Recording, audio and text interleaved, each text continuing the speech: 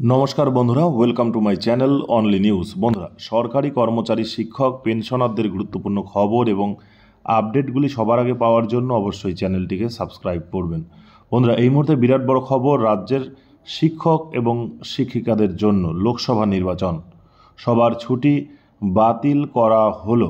বন্ধুরা, আপনারা দেখবেন সরকারিভাবে ইতিমধ্যেই নোটিশ পাবলিশ করা হয়েছে। লোকসভা নির্বাচনের জন্য সবার ছুটি বাতিল করা হলো। মেডিকেল লিভ বাদে অন্যান্য কোনো ধরনের ছুটি নিতে পারবেন না সরকারি কর্মচারী, শিক্ষকরা।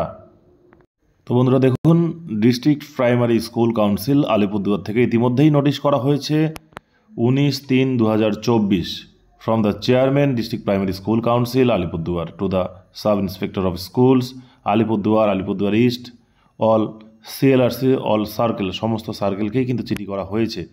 দেখুন কি বলছে, subject cancellation of all kinds of leave excluding medical leave. কি বলছে দেখুন, মেডিকেল লিভ বাদে বাকি সমস্ত ছুটি বাতিল করা হলো।